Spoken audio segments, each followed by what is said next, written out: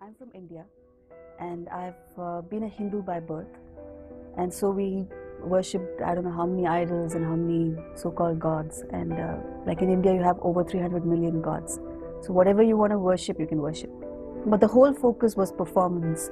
The whole focus was do well in life, be nice to people. Then I got into one of the top schools in India for MBA, business studies.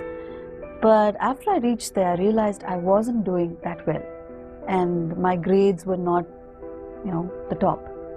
So I started getting depressed. I started feeling, why is this happening? Why am I not doing well? And I started sensing that there must be something between me and God that has gone wrong. Otherwise, God wouldn't let me go through all this. As I started just saying, I have to appease the gods. I have to make them happy with me. I'm really desperate. If I don't get help, I might go crazy. Or I might do something. I might run away or kill myself. I don't know. And I was so down. And so I started praying to my favorite Indian god called Ganesha.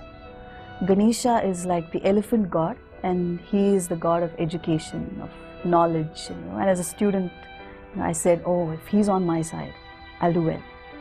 So as I started praying, I closed my eyes. I knew the shlokas by heart.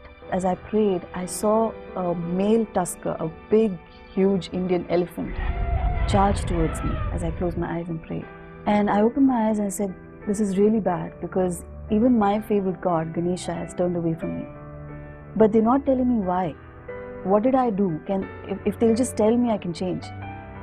And no one was answering. And then I remembered I had a Gideon's Bible, a little small Bible that I had got free in school. And so I opened that and I started reading. I don't even remember what I read. I don't know what I read, totally I don't know. But in a matter of few seconds, something very tangible, and which was almost like white light. When I sensed it, I knew it was so clean, it was so strong, and so forceful. Just flowed through me, from the top of my head and flowed right down to my feet. And as the flow happened, just lifted off so many of my fears and burdens. My sister woke up, and she says it's about 2 o'clock in the morning or something. I don't know, I just don't remember.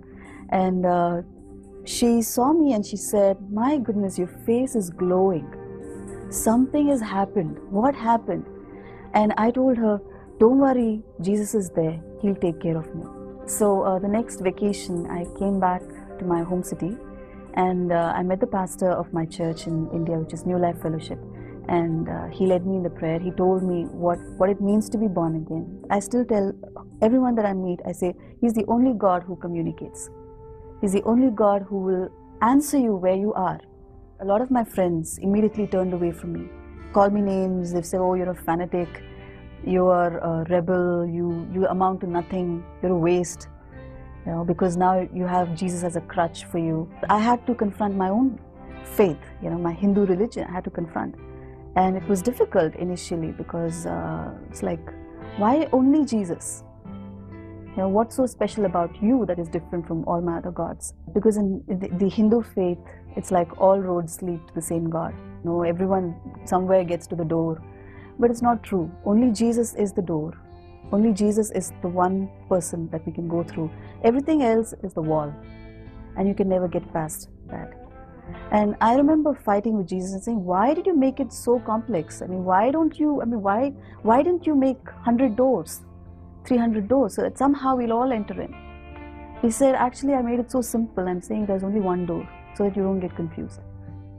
Because even if I made 100 doors, the enemy is going to make 1,000 doors, which is going to complicate even more. So I said, there's only one door, and I'm that door. Come through me to the Father.